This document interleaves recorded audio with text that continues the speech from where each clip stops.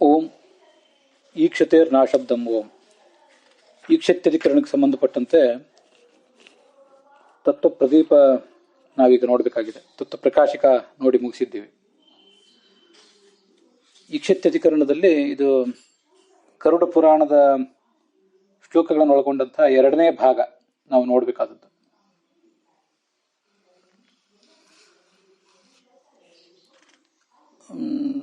ಅಪ್ರಸಿದ್ಧೇರವಾಚ್ಯಂ ತತ್ ವಾಚ್ಯಂ ಸರ್ವಾಗಮೋಕ್ತಿತಃ ಅತರ್ಕ್ಯಂ ತರ್ಕ್ಯಮಜ್ಞೇಯಂ ಜ್ಞೇಯಮೇವಂ ಪರಂ ಸ್ಮೃತಂ ಅಂತ ಗರುಡ ಪುರಾಣದ ಮಾತೇನಿದೆ.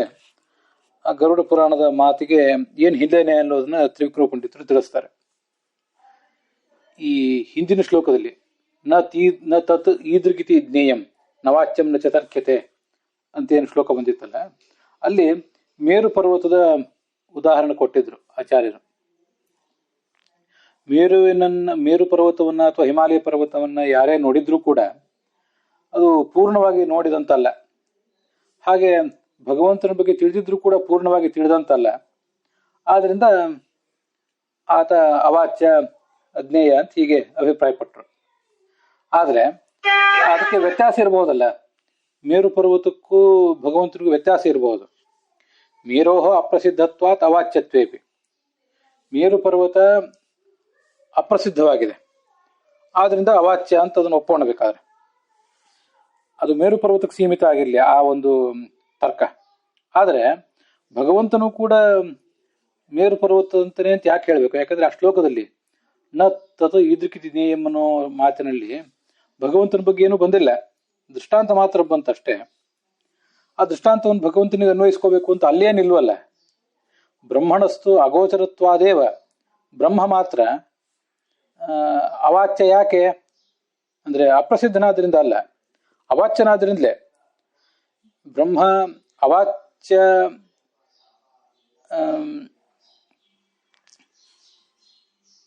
ಯಾಕೆ ಅಂತ ಈಗ ಪ್ರಶ್ನೆ ಬಂದಾಗ, ಅಪ್ರಸಿದ್ಧ ಆದ್ರಿಂದ ಅಂತ ನೀವು ತತ್ವವಾದಿಗಳು ವಾದ ಮಾಡ್ತಾ ಇದ್ದೀರಿ. ಆದ್ರೆ ಅದ್ಯಾಕಾಗಿರ್ಬೇಕು? ಅಗೋಚರ ಆದ್ರಿಂದಲೇ ಅವಾಚ್ಯ ಅಂತ ಯಾಕೆ ಹೇಳಬಾರ್ದು?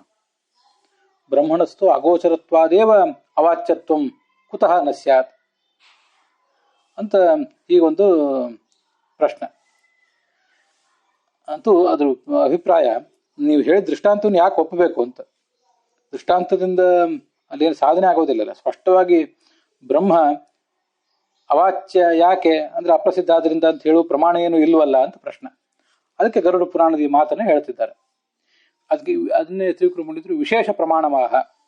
ಹಿಂದೆ ಬಂದದ್ದು ಒಂದು ಸಾಮಾನ್ಯ ಪ್ರಮಾಣ. ಅದರ ಸಾಮಾನ್ಯ ಪ್ರಮಾಣವನ್ನು ನೋಡಿ ನಾವು ಬ್ರಹ್ಮನ ಬಗ್ಗೆ ತಿಳ್ಕೋಬೇಕಷ್ಟೆ. ಬ್ರಹ್ಮನ ಬಗ್ಗೆ ನಿರ್ದಿಷ್ಟವಾಗಿ ಹೇಳುವುದು ಈ ಮುಂದಿನ ಶ್ಲೋಕನೆ. ಜ್ಞೇಯಂ ಅತರ್ಕ್ಯಂ ತರ್ಕ್ಯಂ ಅಜ್ಞೇಯಂ ಜ್ಞೇಯಮೇವಂ ಪರಂ ಸ್ಮೃತಂ. ಪರಬ್ರಹ್ಮ ಏನಿದೆ ಅದು ಅಪ್ರಸಿದ್ಧವಾದಿಂದ ಅವಾಚ್ಯ ಆಗಿದೆ. ಆದರೂ ಎಲ್ಲ ಆಗಮಗಳಲ್ಲಿಯೂ ಅದರ ವರ್ಣನೆ ಬಂದಿರುವುದರಿಂದ ವಾಚ್ಯವೂ ಹೌದು. ಅತರ್ಕ್ಯ ಆದರೂ ತರ್ಕ್ಯ, ಜ್ಞೇಯ ಆದರೂ ಅಜ್ಞೇಯ ಅಂತ ಈಗ ಅಲ್ಲಿ ಪ್ರಮಾಣಗಳು ಬಂದಿದೆ. ಮುಂದೆ ನಚ ಅಶಬ್ದತ್ವಂ ಇತರ ಸಿದ್ಧಂ ಅಂತ ಹೀಗೆ ಒಂದು ಆಚಾರ್ಯರ ಮಾತಿದೆ. ಅದರ ಬಗ್ಗೆ ನಾವು ಈಗಾಗಲೇ ಟೀಕಾದಲ್ಲಿ ನೋಡಿದ್ದೀವಿ. ಅದಕ್ಕೆ ಒಂದು 3-4 ಅರ್ಥಗಳನ್ನು ಹೇಳ್ತಾರೆ ತ್ರಿವಿಕ್ರಮ ಪಂಡಿತರು. ನಚ ಅಶಬ್ದತ್ವಂ ಇತರ ಸಿದ್ಧಂ ಇತ್ಯಸ್ಯ ಅಯಮರ್ಥ. ಈ ಮುಂದಿನಂತೆ ಅದಕ್ಕೆ ನಾವು ಅರ್ಥ ಹೇಳ್ತೀವಿ. ಅದು ಹೇಗೆ ಅಂದ್ರೆ, ಉಕ್ತ ನ್ಯಾಯೇನ ವಾಚ್ಯತ್ವಾದ್ ಬ್ರಹ್ಮಣ ಮಾಯಸಿದ್ಧಂ ಅಶಬ್ದತ್ವಂ ನ ಶ್ರುತ್ಯರ್ಥ. ಈ ಹಿಂದಿನ ಮೂಲದಲ್ಲಿ ಆ ವಿಷಯ ಬಂದಿದೆ, ಅದು ಉಕ್ತ ನ್ಯಾಯ. ಅದರಿಂದ ಬ್ರಹ್ಮ ವಾಚ್ಯನೇ ಆಗಿದ್ದಾನೆ.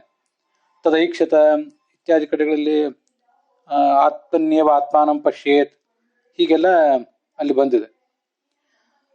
ಈ ತರ ಎಲ್ಲ ಬಂದಿರುವುದರಿಂದ ಬ್ರಹ್ಮ ವಾಚ್ಯವೇ ಆಗಿದೆ. ಆದ್ರಿಂದ ಬ್ರಹ್ಮಣ ಮಾಯಸಿದ್ಧಂ ಅಶಬ್ದವಾಚ್ಯತ್ವಂ ನ ಶ್ರುತ್ಯರ್ಥ.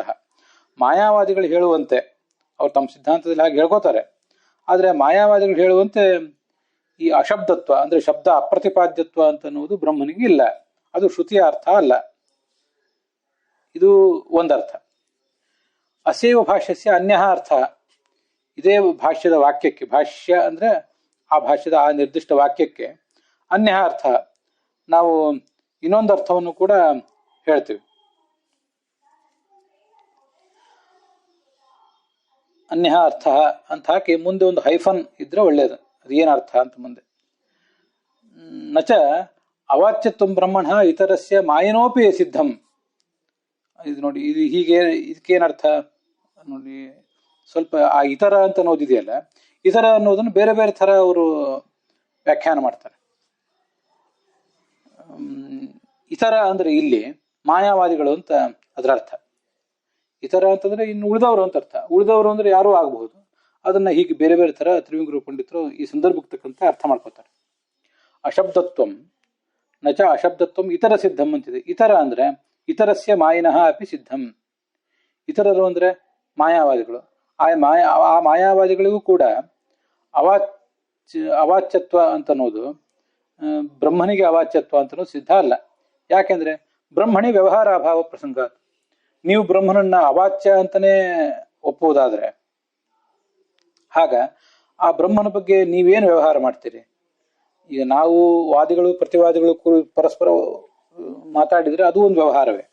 ನೀವು ಗುರುಗಳಾದವರು ಶಿಷ್ಯರಿಗೆ ವ್ಯವಹಾರ ಮಾತಾಡಿದ್ರೆ, ಪ್ರವಚನ ಮಾಡಿದ್ರೆ ಅದು ಒಂದು ವ್ಯವಹಾರವೇ. ಬ್ರಹ್ಮ ಪೂರ್ಣವಾಗಿ ಅವಾಚ್ಯವೇ ಅಂತ ಆಗ್ಬಿಟ್ರೆ ಅವನು ಲಕ್ಷಣಾನೂ ಕೆಲಸ ಮಾಡೋದಿಲ್ಲ, ಶಕ್ತಿ ಕೆಲಸ ಮಾಡೋದಿಲ್ಲ, ಅದರಿಂದ ಲಕ್ಷಣಾನೂ ಕೆಲಸ ಮಾಡೋದಿಲ್ಲ. ಹಾಗಾಗಿಬಿಟ್ರೆ ಅವನ ಬಗ್ಗೆ ಪಾಠ ಹೇಳುವುದೇನು, ಅವನ ಬಗ್ಗೆ ಪ್ರವಚನ ಹೇಳುವುದೇನು, ವಾದಿ ವಿವಾದಿಗಳು ಆತನ ಬಗ್ಗೆ ಚರ್ಚೆ ಮಾಡುವುದೇನು? ಬ್ರಹ್ಮಣಿ ವ್ಯವಹಾರ ಅಭಾವ ಪ್ರಸಂಗಾತ್. ಬ್ರಹ್ಮನ ಕುರಿತಾದಂಥ ಯಾವುದೇ ವ್ಯವಹಾರವೂ ಕೂಡ ನಡೀದೇ ಇರಬೇಕಾಗಿತ್ತು ಅಂತ ಅರ್ಥ. ಈಗ ಇತರ ಅನ್ನೋ ಶಬ್ದಕ್ಕೆ ಮಾಯಾವಾದಿಗಳು ಅಂತ ಹೀಗರ್ಥ.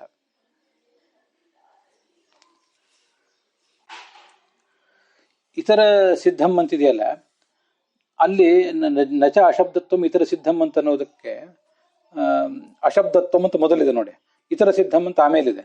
ಅವುಗಳನ್ನೆಲ್ಲ ಆಮೇಲೆ ಹಿಂದು ಮುಂದೆ ಮಾಡ್ಕೊಳ್ಬೇಕು.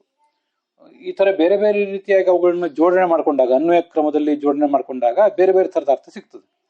ಈಗ ನೋಡಿ, ಇತರ ಸಿದ್ಧಂ ಅಂದ್ರೆ ಹಿಂದಿನ ಅರ್ಥದಲ್ಲಿ ಮಾಯಿ ಸಿದ್ಧಂ ಅಂತ ಅರ್ಥ. ಬ್ರಹ್ಮಣ ಮಾಯಿ ಸಿದ್ಧಂ, ಬ್ರಹ್ಮನಿಗೆ ಮಾಯಾವಾದಿಗಳು ಹೇಳುವಂತಹ ಅದು ಇತರ ಸಿದ್ಧ ಅಂತ ಅನ್ನೋದಕ್ಕೆ ಅರ್ಥ. ಅದು ಅಶಬ್ದತ್ವಂ ನ, ಅಶಬ್ದತ್ವವು ನ, ಅದು ನ ಅಂದ್ರೆ ಶ್ರುತ್ಯರ್ಥ ನ. ನೀವು ಅದಕ್ಕೆಲ್ಲ ಈಕ್ವಲ್ ಟು ಮಾರ್ಕ್ ಹಾಕೊಂಡು ನೋಡಿದ್ರೆ ನಮ್ಗದು ಕ್ಲಿಯರ್ ಆಗ್ತದೆ. ಇತರ ಸಿದ್ಧಂ ಅಂದ್ರೆ ಮಾಯಾವಾದಿ ಸಿದ್ಧಂ, ಅಶಬ್ದತ್ವಂ ನ ಅಂದ್ರೆ ಶ್ರುತ್ಯರ್ಥ ನ ಅಂತ ಹೀಗದ್ರ ಅರ್ಥ. ಇನ್ನ ಮುಂದೆ ಅಸ್ಯವ ಭಾಷ್ಯಸ್ಯ ಅನ್ಯ ಅರ್ಥ ನಚ ಅಶಬ್ದತ್ವಂ ಇತರ ಸಿದ್ಧಂ ಅಂತ ಹೇಳುವಾಗ ಅಶಬ್ದತ್ವಂ ಅಂದ್ರೆ ಅವಾಚ್ಯತ್ವಂ ಅಂತ ಅರ್ಥ. ಅವಾಚ್ಯತ್ವಂ ಇತರ ಸಿದ್ಧಂ ನ, ಮಾಯಾವಾದಿಗಳಿಗೂ ಅದು ಸಿದ್ಧ ಅಲ್ಲ ಅಂತ ಹೀಗಾದ್ರ ಅರ್ಥ.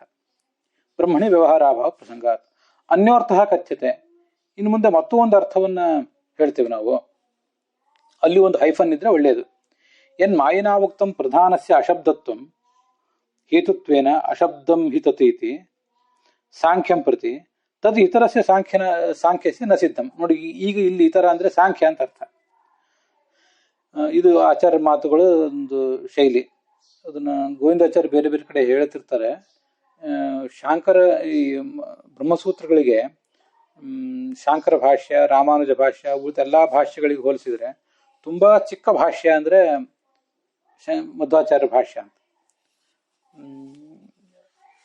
ತುಂಬಾ ಸಣ್ಣ ಗ್ರಂಥದಲ್ಲಿ ಅನೇಕ ಅರ್ಥಗಳನ್ನ ಅವರು ಪ್ರಕಟ ಮಾಡಿದ್ದಾರೆ. ಅಣುಭಾಷ್ಯ ಸಣ್ಣದು ಇಲ್ಲ ಅಂತಲ್ಲ, ಅಣುಭಾಷ್ಯಕ್ಕೆ ಹೋಲಿಸಿದ್ರೆ ಬ್ರಹ್ಮಸೂತ್ರ ಭಾಷ್ಯ ದೊಡ್ಡದು. ಆದ್ರೆ ಬ್ರಹ್ಮಸೂತ್ರ ಭಾಷ್ಯವೂ ಕೂಡ ಇತರ ಭಾಷ್ಯಗಳಿಗಿಂತ ಮತ್ತೆ ಸಣ್ಣದೆ. ಇಲ್ಲಿ ಇತರ ಅಂದ್ರೆ ಸಾಂಖ್ಯರು ಅಂತ ಅರ್ಥ. ಅನ್ಯೋರ್ಥ ಕಥ್ಯತೆ, ಒಂದು ಹೈಫನ್ ಬೇಕು. ಯತ್ ಮಾಯಿನಾವುಕ್ತಂ ಪ್ರಧಾನಸ್ಯ ಅಶಬ್ದತ್ವಂ.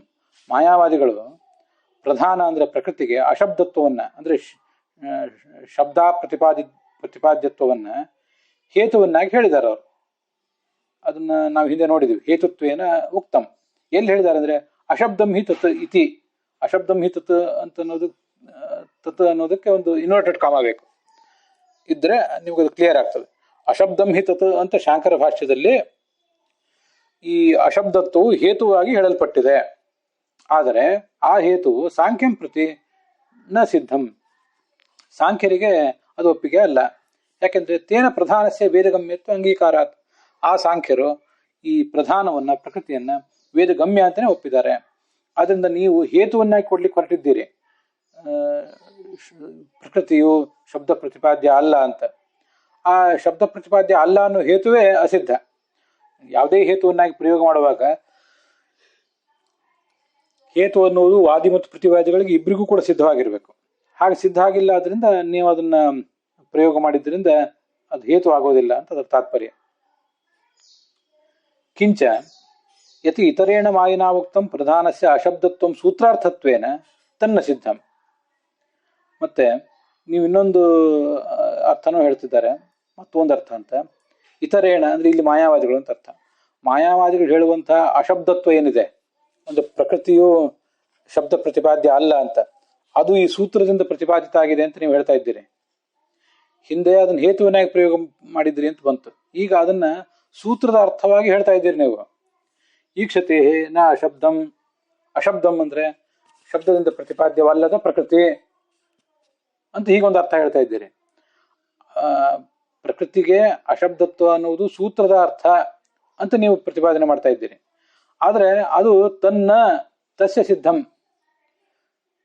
ತನ್ನ ಅಂದ್ರೆ ಈಸ್ ಈಕ್ವಲ್ ಟು ತಸ್ಯ ಸಿದ್ಧಂ. ಆ ಮಾಯಾವಾದಿಗಳಿಗೆ ಅದು ಸಿದ್ಧ ಅಲ್ಲ. ಯಾವ ನೀವು ಮಾಯಾವಾದಿಗಳು ಅಶಬ್ದ ಅನ್ನೋ ಶಬ್ದಕ್ಕೆ ಶಬ್ದ ಪ್ರತಿಪಾದ್ಯವಲ್ಲದ ಪ್ರಧಾನ ಅಂತ ಅರ್ಥ ಮಾಡ್ತಾ ಇದ್ದೀರೋ, ತತ್ ಆ ಸಂಗತಿ ಸೂತ್ರಕ್ಕೆ ಹಾಗೆ ಅರ್ಥ ಮಾಡುವುದು ತಸ್ಯ ಮಾಯಾವಾದಿನ ನೈವ ಸಿದ್ಧಂ. ನಿಮಗೆ ಅದು ಸಿದ್ಧ ಅಲ್ಲ. ಅದು ಹೇಗೆ ಗೊತ್ತು? ಮಾಯಾವಾದಿಗಳಿಗೆ ಅದು ಸಿದ್ಧ ಅಲ್ಲ ಅದು ನಿಮ್ಗೆ ಹೇಗೆ ಗೊತ್ತು? ಯಾಕೆ ಅವರಿಗೆ ಅಪಸಿದ್ಧ ಅಂತ ಹೇಳ್ತೀರಿ ಅಂದ್ರೆ, ಅದಕ್ಕೆ ಸ್ವಯಮೇವ ಭಗವದ್ಗೀತಾ ವ್ಯಾಖ್ಯಾ ವ್ಯಾಜಗ್ರಂಥೆ ಪ್ರಧಾನಸ್ಯ ಶಬ್ದಗಮ್ಯತ್ವ ಅಂಗೀಕಾರಾತ್. ನೀವು ಅದ್ವೈತಿಗಳೇ ಈ ಪ್ರಧಾನವನ್ನ ಅಂದ್ರೆ ಪ್ರಕೃತಿಯನ್ನ ಶಬ್ದಗಮ್ಯ ಅಂತ ಒಪ್ಪಿದ್ದೀರಿ. ಆದ್ರಿಂದ ನೀವೇ ಹಾಗೆ ಶಬ್ದಗಮ್ಯ ಅಂತ ಒಪ್ಪಿದ ಮೇಲೆ ನಿಮ್ಮ ಒಪ್ಪುವಿಕೆಗೆ ವಿರುದ್ಧವಾಗಿ ನೀವು ಈ ಪ್ರಸಂಗದಲ್ಲಿ ಸೂತ್ರದ ಅರ್ಥವಾಗಿ ಪ್ರಕೃತಿಯು ಶಬ್ದ ಅವಾಚ್ಯ ಅಂತ ಹೇಗೆ ಅರ್ಥ ಮಾಡ್ತೀರಿ? ಅದು ಸರಿಯಲ್ಲ. ಸೂತ್ರ ಬರೆದವರು ವೇದವ್ಯಾಸರು, ಭಗವದ್ಗೀತೆ ಬರೆದವರು ಮಹಾಭಾರತವನ್ನು ಭಾಗವತ ಭಗವದ್ಗೀತೆಯನ್ನು ಬರೆದವರು ವೇದವ್ಯಾಸರು. ಅವರು ಒಂದೇ ಅರ್ಥ ಹೇಳ್ತಿರ್ಬೇಕಲ್ಲ ಸೂತ್ರಗಳಲ್ಲಿಯೂ ಮತ್ತು ಭಗವದ್ಗೀತಾದಲ್ಲಿಯೂ. ಭಗವದ್ಗೀತೆಗೆ ನೀವು ವ್ಯಾಖ್ಯಾನ ಮಾಡುವಾಗ ಆ ಪ್ರಧಾನ ಅಂದ್ರೆ ಪ್ರಕೃತಿ ಶಬ್ದಗಮ್ಯ ಅಂತ ವ್ಯಾಖ್ಯಾನ ಮಾಡಿದಿರಿ. ಅದೇ ವ್ಯಾಸರು ರಚನೆ ಮಾಡಿರುವಂತಹ ಸೂತ್ರಗಳಿಗೆ ವ್ಯಾಖ್ಯಾನ ಮಾಡುವಾಗ ಈ ಪ್ರಕೃತಿ ಅದು ಶಬ್ದ ಅಪ್ರತಿಪಾದ್ಯ ಅಂತ ವ್ಯಾಖ್ಯಾನ ಮಾಡ್ಲಿಕ್ಕೆ ಹೊರಟಿದ್ದೀರಿ. ಇದು ನಿಮಗೇ ಸಿದ್ಧ ಅಲ್ಲ. ನೋಡಿ, ಗೀತಾ ಭಾಷ್ಯ ಅಂತ ನಾವು ಅಂತೇವೆ. ಶಂಕರಾಚಾರ್ಯರ ಗೀತಾ ಭಾಷ್ಯ, ಶಂಕರಾಚಾರ್ಯರ ಬ್ರಹ್ಮಸೂತ್ರ ಭಾಷ್ಯ ಅಂತ ಹೀಗೆಲ್ಲ. ತ್ರಿವಿಕ್ರಮ ಪಂಡಿತರು ಅದನ್ನು ಭಗವದ್ಗೀತಾ ವ್ಯಾಖ್ಯಾ ವ್ಯಾಜ ಗ್ರಂಥೆ, ಭಗವದ್ಗೀತೆಗೆ ವ್ಯಾಖ್ಯಾನ ಮಾಡ್ತೀವಿ ಅಂತ ಒಂದು ನೆಪದಿಂದ ಹೊರಟ ಗ್ರಂಥ ಅಂತ ಅದನ್ನ ಆ ಗ್ರಂಥದ ಬಗ್ಗೆ ಒಂದಿಷ್ಟು ಅಸಮಾಧಾನ, ಒಂದು ಹಾಸ್ಯ ತೋರಿಸಿದ್ದಾರೆ. ಭಗವದ್ಗೀತೆ ವ್ಯಾಖ್ಯಾನ ಅಂತ ಹೆಸರು ನಿಮ್ಮ ಗ್ರಂಥಕ್ಕೆ. ನೀವೇನು ಭಗವದ್ಗೀತೆ ವ್ಯಾಖ್ಯಾನ ಮಾಡಲಿಲ್ಲ, ಅದು ಭಗವದ್ಗೀತೆಯ ಅಂತರಾರ್ಥವನ್ನು ನೀವು ಹೇಳಲಿಲ್ಲ ಅಂತ, ಅದು ಸರಿಯಾದ ಗ್ರಂಥವೇ ಅಲ್ಲ ಅಂತ ಈಗ ತೋರಿಸಿದ್ದಾರೆ. ವ್ಯಾಜ ಅಂದ್ರೆ ನೆಪ, ಆ ಒಂದು ಮುಸುಕಿನಲ್ಲಿರುವ ಗ್ರಂಥ. ವ್ಯಾಖ್ಯಾನ ಅನ್ನುವ ಹೆಸರಿನಲ್ಲಿರುವ ಒಂದು ಗ್ರಂಥನೇ ಅದು. ಅಲ್ಲಿ ಹಾಗೆ ನೀವು ಒಪ್ಪಿದ್ದೀರಿ ಅಂತ ಹೇಳ್ತಾ ಇದ್ದಾರೆ. ವಸ್ತುತಃ ಇದು ಎಲ್ಲಿ ಅಂತ ನಾನು ತೆಗೆದು ನೋಡ್ಬೇಕು ಅಂತ ಅನ್ಕೊಂಡಿದ್ದೆ. ಅದ್ರ ಮತ್ತೆ ಬಹಳ ಸಮಯ ಆಗ್ತದೆ, ಮತ್ತು ಅದರಿಂದ ಏನು ಬಹಳ ಪ್ರಯೋಜನ ಏನೂ ಇಲ್ಲ, ಅದಕ್ಕಾಗಿ ಬಿಟ್ಟೆ. ಪ್ರಾಯ 15ನೇ ಅಧ್ಯಾಯ ಅಥವಾ 12ನೇ ಅಧ್ಯಾಯದಲ್ಲಿ ಈ ವಿಷಯ ಬಂದಿರಬೇಕು. 15, 12, 13, 14 ಅಲ್ಲೆಲ್ಲ ಪ್ರಕೃತಿ ಬಗ್ಗೆ ಬರ್ತದೆ. ಆದ್ರಿಂದ ಪ್ರಕೃತಿ ಅದು ಶಬ್ದಗಮ್ಯವೇ ಆಗಿದೆ ಅಂತನ್ನುವುದು ಈ 12, 13, 14, 15 ಈ ಅಧ್ಯಾಯದ ಶಾಂಕರ ಭಾಷ್ಯದಲ್ಲಿ ಎಲ್ಲಿಯಾದರೂ ಬಂದಿರಬೇಕು. ಹುಡುಕಿದ್ರೆ ಅದು ಸಿಗಬಹುದು. ಅದು ನಾನು ನೋಡ್ಲಿಕ್ಕೆ ಹೋಗಿಲ್ಲ. ನಿಮ್ಗೆ ಯಾವಾಗ ಅನುಕೂಲ ಆದಾಗ ಅದನ್ನು ತೆಗೆದು ನೋಡಿ ಒಂದು ನೋಟ್ ಮಾಡಿ ಇಟ್ಕೊಳ್ಳೋದು ಒಳ್ಳೆಯದು. ಮತ್ತೆ ನಚ ಇನ್ನೂ ಒಂದು ವಿಷಯ ಇದೆ. ಈ ಮೊದಲನೇ ಅಧ್ಯಾಯ ಏನಿದೆ ಬ್ರಹ್ಮಸೂತ್ರ ಭಾಷ್ಯದ ಬ್ರಹ್ಮಸೂತ್ರಗಳ ಮೊದಲನೇ ಅಧ್ಯಾಯ, ವ್ಯಾಸರ ರಚನೆ ಮಾಡಿರುವಂತೆ ಶಬ್ದಗಳ ಸಮನ್ವಯ ಮಾಡ್ಲಿಕ್ಕಾಗಿ ಇರುವಂಥದ್ದು. ಇದು ಭಗವಂತನ ಶಬ್ದಗಳನ್ನು ಸಮನ್ವಯ ಮಾಡೋದು. ಅದಕ್ಕೇನಾದ್ರೂ ವಿರೋಧಗಳು ಬಂದ್ರೆ ಆ ವಿರೋಧವನ್ನು ಮುಂದೆ ತೋರಿಸ್ತಾರೆ. ಅವಿರೋಧಾಧ್ಯಾಯ, ಸಮನ್ವಯಾಧ್ಯಾಯ, ಅವಿರೋಧಾಧ್ಯಾಯ, ಸಾಧನಾಧ್ಯಾಯ, ಫಲಾಧ್ಯಾಯ. ಹೇಗೆ ಸಾಧನೆ ಮಾಡಬೇಕು ಅಂತ 3ನೇ ಅಧ್ಯಾಯ ಹೇಳ್ತದೆ. ಅದರ ಫಲ ಏನು ಅಂತ 4ನೇ ಅಧ್ಯಾಯ ಹೇಳ್ತದೆ. ಅವಿರೋಧಾಧ್ಯಾಯದಲ್ಲಿ 2ನೇ ಅಧ್ಯಾಯದಲ್ಲಿ ಇತರ ಮತಗಳ ನಿರಾಕರಣೆ ಬರಬೇಕು. ಮೊದಲನೇ ಅಧಿಕರಣದಲ್ಲಿ ಹೆಚ್ಚಾಗಿ ಶಬ್ದಗಳ ಸಮನ್ವಯವೇ ಬರಬೇಕು. ಸಮನ್ವಯ ಪ್ರತಿಪಾದನಾತ್, ಶಬ್ದಗಳ ಸಮನ್ವಯವನ್ನು ಹೇಳುವುದಕ್ಕಿಂತ ಅನ್ಯ ವ್ಯಾಪಾರ, ಬೇರೊಂದು ಕೆಲಸ ಅಸ್ಮಿನ್ ಅಧ್ಯಾಯೇ ನ ಸಂಭವತಿ, ಅದು ಈ ಅಧ್ಯಾಯದಲ್ಲಿ ಅದು ಸರಿ ಆಗೋದಿಲ್ಲ. ಅದನ್ನು ಮುಂದಿನ ಅಧ್ಯಾಯದಲ್ಲೇ ನೀವು ಮಾಡಬೇಕು. ಕೆಲವು ಸರಿ ಅನಿವಾರ್ಯ ಇದ್ದಾಗ ಮೊದಲನೇ ಅಧ್ಯಾಯದಲ್ಲಿ ನಿರಾಕರಣೆ ಮಾಡ್ತಾರೆ, ಮಾಡೋದೇ ಇಲ್ಲ ಅಂತಲ್ಲ ಪರಮತ ನಿರಾಕರಣೆಯನ್ನು. ಆದರೂ ಅದು ಎರಡನೇ ಅಧ್ಯಾಯಕ್ಕೆ ಮೀಸಲು. ಅದಕ್ಕೆ ಇದು ಸತ್ಯಾಂ ಗತವು ಅಂತಿದೆ. ಒಂದು ಗತಿ ಇದ್ದಾಗ, ಗತಿ ಅಂದರೆ ಆ ಇಡೀ ಅಧ್ಯಾಯದಲ್ಲಿಯೂ ಸೂತ್ರಕಾರರು ಮತ್ತು ಭಾಷ್ಯಕಾರರು ಅನುಸರಿಸಿಕೊಂಡು ಬಂದಿರುವಂಥ ಒಂದು ಗತಿ, ಒಂದು ಪ್ರತಿಪಾದನಾ ಕ್ರಮ ಅಂತ ಅರ್ಥ. ಈ ಬೇರೆ ಗತಿ ಇಲ್ಲದೆ ಇದ್ದಾಗ ಪರಮತ ನಿರಾಕರಣೆಯನ್ನ ಎರಡನೇ ಅಧ್ಯಾಯದಲ್ಲಿ ಮಾಡುವುದಲ್ಲದೆ ಒಂದನೇ ಅಧ್ಯಾಯದಲ್ಲಿಯೂ ಮಾಡಬಹುದು. ಆದರೆ ಇದು ಯಾವಾಗಿದು ಬೇರೆ ಗತಿ ಇಲ್ಲದೆ ಇದ್ದಾಗ. ಗತಿ ಇದ್ದಾಗ ಅಂದರೆ ಶಬ್ದಗಳ ಸಮನ್ವಯವನ್ನೇ ಮಾಡುವಂಥ ಒಂದು ಗತಿ ಇದ್ದಾಗ, ಅಂಥ ಒಂದು ಪ್ರಾರಂಭದ ಕೆಲಸ ಅಧ್ಯಾಯದ ಕೊನೆಯ ತನಕ ಅದೇ ಮುಂದುವರಿಯುವ ಪ್ರಸಂಗ ಇದ್ದಾಗ, ಆವಾಗ ಈ ಸಮನ್ವಯ, ಶಬ್ದಗಳ ಸಮನ್ವಯವನ್ನು ಬ್ರಹ್ಮನಲ್ಲಿ ಮಾಡುವುದನ್ನು ಬಿಟ್ಟು ಇತರ ಮತಗಳ ಖಂಡನೆಯನ್ನು ಅಲ್ಲಿ ಮಾಡುವುದು, ಹಾಗೆ ಅರ್ಥ ಮಾಡುವುದು ಯೋಗ್ಯ ಅಲ್ಲ. ಅತಃ ಈಕ್ಷತೆರ್ನಾಶಬ್ದಮಿತಿ ಸೂತ್ರಂ ಬ್ರಹ್ಮಣಃ ಅಶಾಬ್ದತ್ವ ನಿರಾಕರಣ ಪರಮಿತಿ ಸಿದ್ಧಂ. ಆದ್ದರಿಂದ ಸೂತ್ರಕ್ಕೆ ನೀವೇನು ಅರ್ಥ ಮಾಡಿದ್ರಿ ಅದು ಸರಿಯಲ್ಲ, ಆಚಾರ್ಯ ಅರ್ಥ ಮಾಡಿದ್ದೇ ಸರಿಯಾಯಿತು. ಬ್ರಹ್ಮ ಅಶಾಬ್ದ, ಶಬ್ದವಾಚ್ಯನ ಅಲ್ಲ ಅಂತ ನೀವು ಅದ್ವೈತಿಗಳು ಪ್ರತಿಪಾದನೆ ಮಾಡಿದ್ರೆ, ಅವನು ಶಬ್ದ ಅಪ್ರತಿಪಾದ್ಯ ಅಂತ ಅನ್ಬೇಡ್ರಿ, ಶಬ್ದಗಳಿಂದ ಪ್ರತಿಪಾದ್ಯನೇ ಆಗಿದ್ದಾನೆ ಅಂತ ನಾವು ಸಮರ್ಥನೆ ಮಾಡಿದ್ವಿ. ಆದ್ದರಿಂದ ಅಶಾಬ್ದತ್ವದ ನಿರಾಕರಣೆಗಾಗಿ ಹೊರಟಿದೆ ಈ ಸೂತ್ರ, ಹೊರತು ಸಾಂಖ್ಯ ಮತದ ನಿರಾಕರಣೆಗಾಗಿ ಹೊರಟಿದ್ದಲ್ಲ. ಸಾಂಖ್ಯ ಮತದ ನಿರಾಕರಣೆಯನ್ನೆಲ್ಲ, ಸಾಂಖ್ಯ ನ್ಯಾಯ ಇತ್ಯಾದಿಗಳ ನಿರಾಕರಣೆಯನ್ನು ಮುಂದಿನ ಅಧ್ಯಾಯದಲ್ಲಿ, ಎರಡನೇ ಅಧ್ಯಾಯದಲ್ಲಿ ತೋರಿಸ್ತಾರೆ. ನಿರಾಕರಣ ಪರಂ ಇತಿ ಸಿದ್ಧಂ. ತ್ರಿವಿಕ್ರಮ ಪಂಡಿತರ ಮಾತಿನಲ್ಲಿ ಅನ್ಯೋರ್ಥಃ ಕಥ್ಯತೆ ಏನ್ ಮಾಯನಾವುಕ್ತಂ ಪ್ರಧಾನಸ್ಯ ಅಶಬ್ದತ್ವಂ ಹೇತುತ್ವೇನ, ಅಶಬ್ದತ್ವಂ ಹೇತುತ್ವೇನ, ಅಶಬ್ದತ್ವವನ್ನು ಹೇತುವನ್ನಾಗಿ ಪ್ರಯೋಗ ಮಾಡಿದ್ದಾರೆ ಅಂತ ಬಂತಲ್ಲ, ಅದೆಲ್ಲಿ ಪ್ರಯೋಗ ಮಾಡಿದ್ದಾರೆ ಅಂದರೆ ಅಶಬ್ದಂ ಹಿತತ್ ಅಂತ ಶಾಂಕರ ಭಾಷ್ಯದಲ್ಲಿ ಹೇಳಿದ್ದಾರೆ. ಇದರ ವಿವರಣೆ ನಮಗೆ ನೀವು ಶ್ರೋತೃಗಳಾದವರು ನೋಡುವಾಗ ಮತ್ತು ಅಧ್ಯಯನ ಮಾಡುವವರು, ನಾನೀಗಾಗಲೇ ಹೇಳಿದ್ದೇನೆ, ಆದರೆ ಈ ಅಧ್ಯಯನ ಏನಿದೆ ಇದು ತ್ರಿವಿಕ್ರಮ ಪಂಡಿತರದು, ಜಯತೀರ್ಥರದು, ಪದ್ಮನಾಭ ತೀರ್ಥರದು ಎಲ್ಲರದು ಅಧ್ಯಯನ ಒಳಗೊಂಡಿರೋದ್ರಿಂದ ಕೆಲವು ಸರಿ ಇಷ್ಟೆಲ್ಲ ಕೇಳಿದ ಮೇಲೆ ಒಂದು ಅಡಕವಾದ ಅರ್ಥ ಏನು ಅಂತ ಸ್ವಲ್ಪ ಗೊಂದಲ ಆಗಬಹುದು. ಅದಕ್ಕಾಗಿ ನಾನು ಯಾವ್ಯಾವ ಟಿಪ್ಪಣಿಗಳನ್ನು ಅನುಸರಿಸಿದ್ದೀನಿ, ಯಾವ ಅನುವಾದಗಳನ್ನು ಅನುಸರಿಸಿರ್ತೀನಿ ಅಂತ ಸ್ವಲ್ಪ ಸ್ಪಷ್ಟೀಕರಣ ಕೊಡ್ತೇನೆ. ಇದನ್ನೆಲ್ಲ ಕೇಳಿ ನೀವು ಅದನ್ನು ಮುಂದೆ ಸರಿಪಡಿಸ್ಕೋಬಹುದು. ನಮ್ಮ ಗುರುಗಳಾದ ಹರಿದಾಸ ಭಟ್ಟಾಚಾರ್ಯರ ಅನುವಾದ, ಇದು ABMMನಿಂದ ಪ್ರಕಟ ಆಗಿದ್ದು, ಸರ್ವಮೂಲದ ಭಾಗವಾಗಿ ಪ್ರಕಟ ಆಗಿದ್ದು. ಅಲ್ಲಿ ಅದು ತತ್ವಪ್ರಕಾಶಿಕಾದ ಅನುವಾದ ಅಲ್ಲ, ಬ್ರಹ್ಮಸೂತ್ರ ಭಾಷ್ಯದ ಅನುವಾದ. ಅದು ಪ್ರತಿ ಅಧಿಕರಣ ಮುಗಿದ ಮೇಲೆ ಶಾಂಕರ ಭಾಷ್ಯದಲ್ಲಿ ಹೇಳಿದ ಸೂತ್ರಾರ್ಥ, ರಾಮಾನುಜ ಭಾಷ್ಯದಲ್ಲಿ ಹೇಳಿದ ಸೂತ್ರಾರ್ಥ ಅಂತ ಕೊಟ್ಟು ಚಂದ್ರಿಕಾದ ವಿಮರ್ಶೆಯನ್ನು ಕೊಟ್ಟಿರ್ತಾರೆ ಅವರು. ಅದು ನಿಮ್ಗೆ ಗೊತ್ತಿದೆ. ಅಲ್ಲಿ 65ನೇ ಪುಟದಲ್ಲಿ ಈಕ್ಷತ್ಯಧಿಕರಣ ಮುಗಿದ ಮೇಲೆ ಮೊದಲು ಮಾಧ್ವ ಭಾಷ್ಯಕ್ಕೆ ಅನುಸಾರವಾಗಿ 63ನೇ ಪುಟದಲ್ಲಿ ದ್ವೈತ ದರ್ಶನದಲ್ಲಿ ಸೂತ್ರಗಳ ಅರ್ಥ ಅಂತ ಹೇಳಿದ್ದಾರೆ. ಅದಾದ್ಮೇಲೆ ಶಾಂಕರ ಭಾಷ್ಯದಲ್ಲಿ ಹೇಳಿದ ಸೂತ್ರಾರ್ಥ ಅಂತಿದೆ. ಅದನ್ನು ನೀವು ಅಧ್ಯೇತೃಗಳು ಗಮನಿಸಬಹುದು. ಈಕ್ಷತೆ ನಾಶಬ್ದಂ ಸದೇವ ಸೌಮ್ಯ ಇದಮಗ್ರ ಆಸೀತ್ ಅಂತ ಛಾಂದೋಗ್ಯ ಉಪನಿಷತ್ತಿನಲ್ಲಿ ಹೇಳಲ್ಪಟ್ಟ ಜಗತ್ಕಾರಣವಾದ ತತ್ವ ಅದು ಅಶಬ್ದವಲ್ಲ. ಅಶಬ್ದ ಶಬ್ದಕ್ಕೆ ಇಲ್ಲಿ ಪ್ರಕೃತಿ ಅಂತ ಅರ್ಥ. ನೋಡಿ, ಅಶಬ್ದ ಅನ್ನೋದನ್ನ ಎರಡೆರಡು ಸರಿ ಇಟ್ಕೋಬೇಕು ಅಂತ ಟಿಪ್ಪಣಿಗಳಲ್ಲಿ ಇರ್ತದೆ. ಅದನ್ನ ನೋಡಿ ಪ್ರಾಯ ಜಗನ್ನಾಥೇತಿಗಳ ಮಾತು ಅದೆಲ್ಲ ಇದ್ದಿರ್ಬೇಕು. ಅದು ನಾವು ಇನ್ನು ಮುಂದೆ ನೋಡ್ಬೇಕಾಗಿದೆ. ಅಶಬ್ದಂ ಅಂದ್ರೆ ಇಲ್ಲಿ ಪ್ರಕೃತಿ ಅಂತ ಅರ್ಥ. ಯಾಕಂದ್ರೆ ಪ್ರಕೃತಿ ಅಂತ ಹೇಳಿಕ್ಕೆ ನೇರವಾದ ಶಬ್ದ ಇಲ್ಲ ಅಲ್ಲಿ ಸೂತ್ರದಲ್ಲಿ ನಮಗೆ ಪ್ರಸಿದ್ಧವಾದ ಶಬ್ದಗಳು ಒಂದು ಪ್ರಧಾನ, ಒಂದು ಪ್ರಕೃತಿ ಅಂತ, ಇನ್ನೊಂದು ಅವ್ಯಕ್ತ ಅಂತಿದೆ. ಅದೇನೂ ಇಲ್ಲ ಇಲ್ಲಿ. ಅಶಬ್ದಂ ಅಂತಿದೆ. ಅಶಬ್ದಂ ಅನ್ನೋ ಶಬ್ದಕ್ಕೆ ಪ್ರಕೃತಿ ಅಂತ ಇವರು ಅರ್ಥ ಮಾಡ್ಕೊಂಡಿದ್ದಾರೆ. ಅದು ಪ್ರಕೃತಿಯು ಜಗತ್ ಕಾರಣ ಅಲ್ಲ. ಯಾಕೆ ಅಂದ್ರೆ ಸಾಂಖ್ಯ ದರ್ಶನದಂತೆ ಪ್ರಕೃತಿ ಅಶಬ್ದಂ ಅಂದ್ರೆ ಅಶಬ್ದಂ ಅಂದ್ರೆ ಶಬ್ದ ಪ್ರತಿಪಾದ್ಯಂ ನ ಅಂತ ಅರ್ಥ. ಅದು ಅನುಮಾನಗಮ್ಯಂ, ಅದು ಅನುಮಾನದಿಂದ ಗಮ್ಯ. ಸರಿ, ಹಾಗಾದ್ರೆ ಏನು ಅನುಮಾನ ಆಯಿತು? ಒಟ್ಟಾರೆ ಹೇತುತ್ವೇನ ಉಕ್ತಂ ಅಂತಂದ್ರೆ ಇದು ಎರಡನೇದು. ಏಕೆಂದರೆ ಸಾಂಖ್ಯ ದರ್ಶನದಲ್ಲಿ ಪ್ರಕೃತಿಯು ಅಶಬ್ದವಾಗಿದೆ ಅನ್ನೋದು ಹೇತು. ಅದರಿಂದ ಒಟ್ಟಾರೆ ಅನುಮಾನ ಏನಾಗ್ತದಂದ್ರೆ ಅಶಬ್ದಂ ಈಸ್ ಈಕ್ವಲ್ ಟು ಪ್ರಕೃತಿ ಅಂತ ಇದು ಪಕ್ಷ. ಅದು ನ ಜಗತ್ ಕಾರಣಂ, ಯಾಕೆಂದ್ರೆ ಅಶಬ್ದತ್ವಾತ್ ಅಂದ್ರೆ ಶಬ್ದ ಪ್ರತಿಪಾದ್ಯತ್ವಾತ್ ಇಷ್ಟ ಅನುಮಾನ ಆಗ್ತದೆ.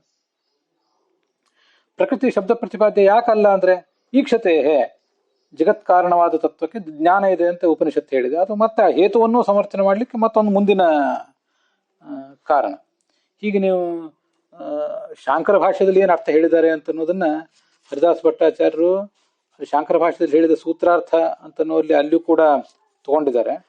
ಮತ್ತೆ ಪ್ರಾಯ ಮುಂದೆ ಅಲ್ಲಿ ಚಂದ್ರಿಕಾದಲ್ಲಿ ಮಾಡಿದ ವಿಮರ್ಶೆ ಅಂತೆಲ್ಲ ಇದೆಯಲ್ಲ, ಅಲ್ಲಿಯೂ ಕೂಡ ಅದನ್ನ ಅವ್ರು ಹೇಳಿದ್ದಾರೆ. ಅದನ್ನು ಎಲ್ಲ ಓದ್ಬಹುದು.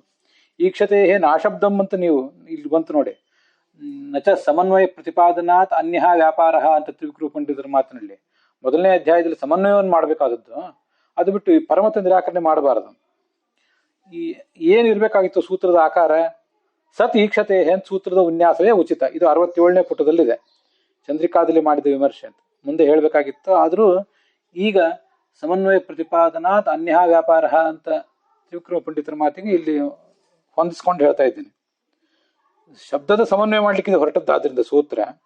ನಿಮ್ಮ ದೃಷ್ಟಿಯಿಂದ ಸತ್ ಈಕ್ಷತೆ ಈಕ್ಷಣ ಕರ್ತೃತ್ವವು ಈ ವೇದದಲ್ಲಿ ಬಂದಿರುವುದರಿಂದ ಸತ್ ಅಂತ ಕರೆಸ್ಕೊಂಡಿರುವ ಬ್ರಹ್ಮವೇ ಜಗತ್ ಕಾರಣ ಆಗಿದೆ ಅಂತ ಹಾಗೆ ಬರಬೇಕಾಗಿತ್ತು.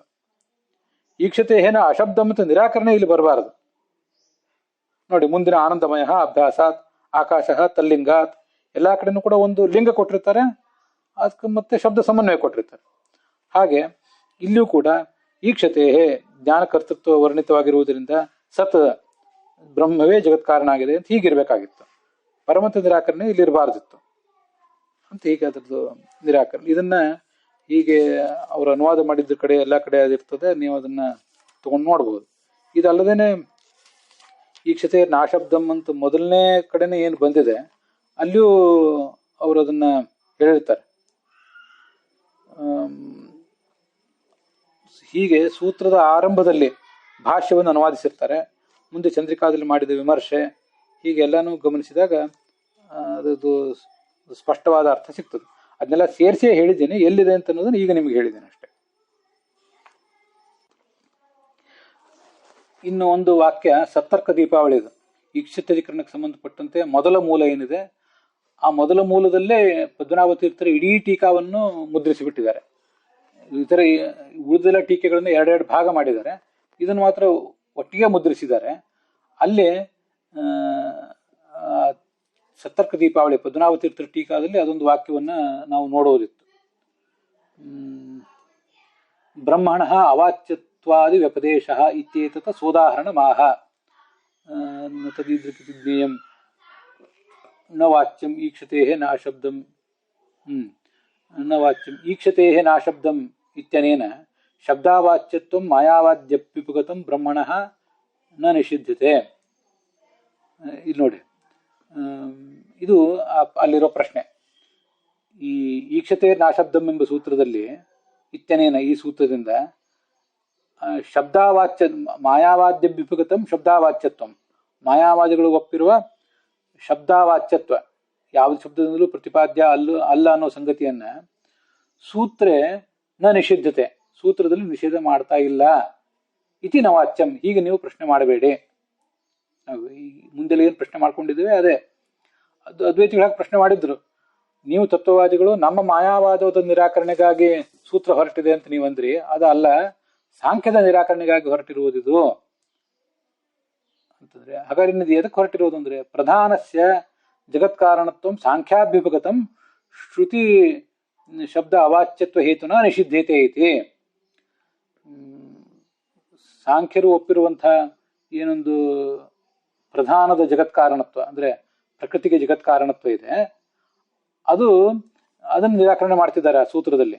ಏನು ಹೇತುವಿನಿಂದ ಅಂದ್ರೆ ಶ್ರುತಿ ಶಬ್ದ ಅವಾಚ್ಯತ್ವ ಹೇತುನ, ಶ್ರುತಿಯ ಶಬ್ದಗಳಿಂದ ವಾಚ್ಯವಲ್ಲ ಈ ಪ್ರಕೃತಿ, ಆದ್ರಿಂದ ಅದು ಜಗತ್ ಕಾರಣ ಅಲ್ಲ. ಇತಿ ನ ವಾಚ್ಯಂ. ಈಗ ನೀವು ಅದ್ವೈತಿಗಳು ಆ ಸೂತ್ರದ ಅರ್ಥವನ್ನು ತಿರುಚಲಿಕ್ಕೆ ಹೋಗಬೇಡಿ. ಯಾಕೆಂದ್ರೆ ಅಜಾಮೇಕಾಮಿತಿ ಶ್ರುತ್ಯುಕ್ತಸ್ಯ ಪ್ರಧಾನಸ್ಯ ಅಶಬ್ದತ್ವೇನ ಸಾಂಖ್ಯ ಅನಭ್ಯುಪಗಮಾತ್ ಸಾಂಖ್ಯಾನಭ್ಯುಪಗತತ್ವಾದ್ ಇತ್ಯಾಹ ನಚೇತಿ. ಅಜಾಮೇಕಾಮ್ ಅಂತ ಜಯತೀರ್ಥರು ಏನು ವಾಕ್ಯ ಹೇಳಿದ್ದಾರೆ ಅದನ್ನೇ ಪದ್ಮನಾಭ ತೀರ್ಥರು ಮೊದಲೇ ಹೇಳಿದ್ದಾರೆ, ಅದನ್ನು ಗಮನಿಸಿ. ಅಜಾಮೇಕಾಂ ಲೋಹಿತ ಶುಕ್ಲ ಕೃಷ್ಣಾಮ್ ಅಂತ ಶ್ವೇತಾಶ್ವತರ ಉಪನಿಷತ್ನಲ್ಲಿ ಪ್ರಧಾನವು ಅದು ಶ್ರುತಿಯುಕ್ತವೇ ಆಗಿದೆ. ಆದ್ದರಿಂದ ಸಾಂಖ್ಯರು ಅದನ್ನ ಶ್ರುತಿಯುಕ್ತ ಅಲ್ಲ ಅಂತ ಹೇಳೇ ಇಲ್ಲ. ಅವ್ರು ಹೇಳಿದ್ದಾರೆ ಅಂತ ನೀವು ಅವರ ಅಭಿಪ್ರಾಯವನ್ನು ತಿರುಚುವುದು ಸರಿಯಲ್ಲ ಅಂತ ತ್ರಿವಿಕ್ರಮ ಪಂಡಿತರ ಮಾತಿನಲ್ಲಿ, ಇದು ಪದ್ಮನಾಭ ತೀರ್ಥರ ಮಾತಿನಲ್ಲಿ ಈ ವಿಷಯ ನೋಡುವುದಿತ್ತಷ್ಟೇ. ವಿಷಯ ಏನು ಹೊಸದಿಲ್ಲ. ವಿಷಯ ತುಂಬಾ ವ್ಯಾಪಕವಾಗಿದೆ ಅಂತ ನೀವು ಇದನ್ನು ಕೇಳುವವರಿಗೆ ಕಂಡ್ರೆ, ತತ್ವಪ್ರಕಾಶಿಕಾದ ಕನ್ನಡ ಅನುವಾದ ನಮ್ಮ ಹಯೋಧನ ಪುರಾಣಿಕಾಚಾರ್ಯರ ನೇತೃತ್ವದಿಂದ ಆಗಿದ್ದು, ಅದು ಸಂಶೋಧನಾ ಸಂಸ್ಥೆ ವತಿಯಿಂದ ಆಗಿದ್ದು, ಅದನ್ನ ಮತ್ತೆ ABMM ವತಿಯಿಂದ ಆಗಿದ್ದು ಸರ್ವಮೂಲದ ಭಾಗವಾಗಿ ಬ್ರಹ್ಮಸೂತ್ರ ಭಾಷ್ಯದ ಅನುವಾದ, ಇವೆಲ್ಲ ಸರಳವಾಗಿರ್ತವೆ. ಹೇಳಬೇಕಾದ ವಿಷಯವನ್ನೇ ಸರಳವಾಗಿ ಕನ್ನಡದಲ್ಲಿ ಹೇಳಿರ್ತಾರೆ. ಅದನ್ನು ನೀವು ಗಮನಿಸಿ ಒಟ್ಟಾರೆ ಒಂದು ಅರ್ಥವನ್ನ ಮನಸ್ಸಿನಲ್ಲಿ ಗ್ರಹಣ ಮಾಡಬಹುದು. ಇದಲ್ಲದೇ ಬೇರೆ ಬೇರೆ ಇನ್ನೂ ಅನೇಕ ಅನುವಾದಗಳಿದ್ದೇ ಇವೆ. ತೆರಗುಂಡಿ ಗೋಪಾಲಕೃಷ್ಣಾಚಾರ್ಯ ಅನುವಾದ ಇತ್ಯಾದಿ ಅಂಥ ಅನುವಾದಗಳನ್ನು ಕೂಡ ಬಳಸಬಹುದು.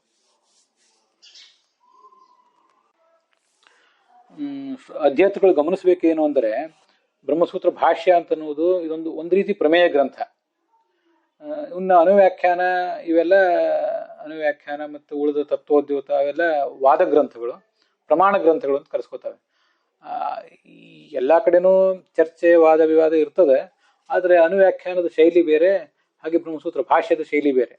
ಇದು ಬಹುತೇಕ ಪ್ರಮೇಯ ಗ್ರಂಥ ಇದ್ದಾಗಿದೆ ನನ್ನ ಅನುಸಂಧಾನದಲ್ಲಿ. ಆದ್ದರಿಂದ ಮಿಥ್ಯಾತ್ವ ಅಂದ್ರೆ ಏನು, ಅದರ ಪರಿಷ್ಕಾರ, ಅದರ ನಿರಾಕರಣೆ ಇತ್ಯಾದಿ ಅಂಥ ಎಲ್ಲ ಕೆಲವು ವಿಷಯಗಳು ಅಲ್ಲಿ ಬಂದಷ್ಟು ಬ್ರಹ್ಮಸೂತ್ರ ಭಾಷ್ಯದಲ್ಲಿ ಬರೋದಿಲ್ಲ. ಅದಕ್ಕಾಗಿಯೇ ಬ್ರಹ್ಮಸೂತ್ರ ಭಾಷ್ಯ, ನ್ಯಾಯ ವಿವರಣ, ಭಾಷ್ಯ ಮೂರರ ರಚನೆ ಆದ ಮೇಲೂ ಕೂಡ ನಮ್ಗೆ ಇನ್ನೂ ಒಂದು ಗ್ರಂಥವನ್ನು ನೀವು ಬರೆಯಿರಿ, ಮನೋಮಾಂದ್ಯ ತಥೋ ಗ್ರಂಥಂ ವ್ಯಕ್ತ ತರ್ಕತತಿಂ ಕುರು. ನಮಗೆ ನೀವೆಲ್ಲ ಯುಕ್ತಿಗಳನ್ನೇ ಹೇಳಿದ್ದೀರಿ ಎಲ್ಲ ಕಡೆ, ಆದರೆ ನಮಗೆ ಬ್ರಹ್ಮಸೂತ್ರ ಭಾಷ್ಯದಲ್ಲಿ ನೀವು ಸೂಚನೆ ಮಾಡಿರುವ ಯುಕ್ತಿಗಳನ್ನು ಗ್ರಹಿಸಲಿಕ್ಕೆ ಸಾಧ್ಯ ಆಗಿಲ್ಲ, ನಾವು ಮಂದರು ಅಂತ ತ್ರಿವಿಕ್ರಮ ಪಂಡಿತರು ಆಚಾರ್ಯರನ್ನು ಪ್ರಾರ್ಥನೆ ಮಾಡ್ತಾರೆ.